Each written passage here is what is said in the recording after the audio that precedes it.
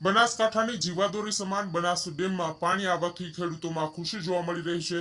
વિધાનસભાના અધ્યક્ષ શંકરભાઈ ચૌધરીના હસ્તે આજરોજ બનાસ નદી પર આવેલા દાંતીવાડા ડેમ ખાતેથી બનાસ નદીના નીરના વધામણા કરીને બનાસ નદીમાં 2000 ક્યુસેક પાણી છોડવામાં આવ્યું હતું. અધ્યક્ષ શંકરભાઈ ચૌધરી સહિત જિલ્લાના ધારાસભ્યો અને મહાનુભાવોના હસ્તે 9 અને 10 નંબરનું ગેટ ખોલીને 2000 ક્યુસેક જેટલું પાણી બનાસ નદીમાં છોડવામાં આવતા ખેડૂતોમાં ખુશી જોવા મળી હતી. આ પ્રસંગે અધ્યક્ષ શંકરભાઈ ચૌધરીએ જણાવ્યું હતું કે 2000 ક્યુસેક પાણી છોડાયું છે. બનાસ નદીના નીચાણવાળા વિસ્તારોમાં લોકોને સાવધાન રહેવા તથા તકેદારી રાખવા અધ્યક્ષે જણાવ્યું હતું. ચાલુ વર્ષે સાર્વત્રિક વરસાદ અને નદીમાં પાણી આવવાથી ભૂગર્ભ રિચાર્જ થશે અને ભૂગર્ભ જળના તળ ઊંચા આવશે. તેમણે જણાવ્યું કે દાંતીવાડાથી લઈને ડીસા, ભીલડી, રાધનપુર, કાંકરેજ સુધીના વિસ્તારમાં પાણીના તળ ઊંચા આવશે. તેમણે જનપ્રતિનિધિઓ, લોકો અને વહીવટી તંત્રને અભિનંદન પાઠવ્યા હતા. જિલ્લા કલેક્ટર મિહિર પટેલે જણાવ્યું કે દાંતીવાડા જળાશયનું જે રૂલ લેવલ હતું તેના કરતા પાણીના સ્તરની સપાટી વધતા 2 ગેટ ખોલીને પાણી છોડાયું છે. નદીના વિસ્તારમાં પાણી છોડાતા આજુબાજુના વિસ્તારના ખેડૂતોમાં ખુશીની લાગણી પ્રવર્તી છે. આજુબાજુના 4 તાલુકાના 26,000 હેક્ટર વિસ્તારમાં પાણી રિચાર્જ થશે. નદીના ખાડા અને નીચાણવાળા વિસ્તારમાં લોકોને ન જવા અપીલ કરાઈ હતી. દાંતીવાડા જળાશય યોજનાનું કુલ પૂર્ણ જળાશય સપાટી 604 ફૂટ છે. ઉપરવાસમાં સાર્વત્રિક વરસાદ નોંધાતા અત્યારે ડેમમાં 949 ક્યુસેક પાણીની આવક છે. અત્યારે ડેમમાં 13,263 મિલિયન ઘન ફૂટ પાણીનો પ્રવાહ સંગ્રહ થયો છે, જે તેની કેપેસિટીની 95% જેટલો ભરાયો છે. બનાસ ડેમ પર મુખ્ય 11 ગેટ આવેલા છે. 2025 સિવાય છેલ્લા 10 વર્ષમાં વર્ષ 2015, 2017, 2022 તથા 2023માં પણ બનાસ નદીમાં પાણી છોડવામાં આવ્યું હતું. ઉલ્લેખનીય છે કે દાંતીવાડા જળાશય યોજનાથી બનાસકાંઠા અને પાટણ તાલુકાના કુલ 110 ગામના 45,823 હેક્ટર વિસ્તારને સિંચાઈનો લાભ મળે છે. ડેમમાંથી નહેર દ્વારા સિંચાઈ વર્ષ 1965માં શરૂ કરાઈ હતી. આ જળાશય ડીસા, દાંતીવાડા અને પાલનપુર તાલુકાના કુલ 87 જેટલા ગામડાઓમાં પીવાનું પાણી પૂરું પડાય છે. બનાસ નદી અરવલ્લીની પર્વતમાળાના દક્ષિણ પશ્ચિમમાંથી રાજસ્થાન રાજ્યના શિહોરી જિલ્લામાં શરણેશ્વર મંદિર પાસેથી નીકળે છે.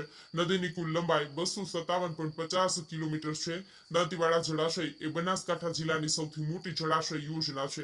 આ પ્રસંગે ડીસા ધારાસભ્ય પ્રવીણભાઈ માળી, ધાનેરા ધારાસભ્ય માવજીભાઈ દેસાઈ, પૂર્વ ધારાસભ્ય શશિકાંત પંડ્યા, ગોવાભાઈ દેસાઈ, સહકારી આગેવાનો, નાયબ કાર્યપાલક ઇજનેર હરેશ ચૌધરી અને ખેડૂતો ઉપસ્થિત રહ્યા હતા.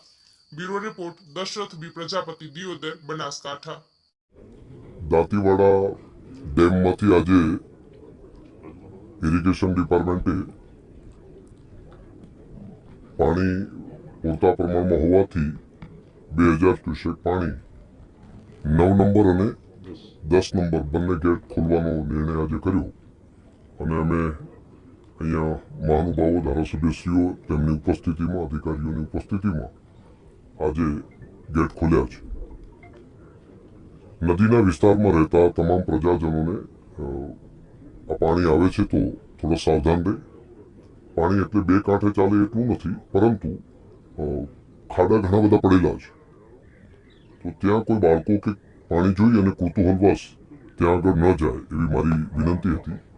કેમ કે પાણી આવશે ત્યારે એક જગ્યાએ લાગતું હશે કે 2 ફૂટ પાણી છે, બીજી જગ્યાએ ખાડો હશે તો ત્યાં ભરાયેલું 8-10 ફૂટ પાણી હશે. તો તેમાં જવાથી ક્યારેક જાનહાની પણ થઈ શકે. તો જરા સાવધાની એ ખૂબ જરૂરી છે. અને આ પાણીના માધ્યમથી ખૂબ રિચાર્જ થશે. આપણા જિલ્લાની વોટર રિચાર્જિંગ માટેની ખૂબ જરૂરિયાત છે.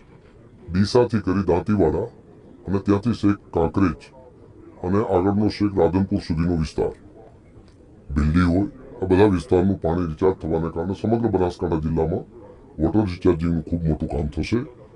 હું અહીંના તમામ જનપ્રતિનિધિઓને અભિનંદન આપું છું, પ્રજાજનોને અભિનંદન આપું છું અને વહીવટીતંત્રએ પણ સજાગતાપૂર્વક આનું ધ્યાન રાખ્યું એ માટે બધાને ખૂબ અભિનંદન. દાંતીવાડા ડેમનું જે રૂલ લેવલ હતું એના કરતાં આજે પાણીના સ્તરની સપાટી વધતા 2 ગેટ ખોલી અને પાણી છોડવાનો નિર્ણય લેવામાં આવ્યો છે. ખાસ કરીને માન્ય વિધાનસભાના અધ્યક્ષશ્રી, માન્ય ધારાસભ્યશ્રીઓ અને આગેવાનોની અને ખેડૂતોની હાજરીમાં આ ગેટ ખોલતા આસપાસના જે વિસ્તારના લોકો છે તેમાં ખૂબ ખુશીની લાગણી વર્તી છે અને અંદાજિત 4 તાલુકાઓના 26,000 જેટલા હેક્ટર વિસ્તારમાં પાણી રિચાર્જ પણ થશે. ખાસ કરીને નીચાણવાળા જે વિસ્તારો છે અને નદીમાં ઘણી જગ્યાએ ખાડા પણ છે, આથી લોકોને સાવચેત રહેવા માટે પણ વિનંતી કરવામાં આવે છે.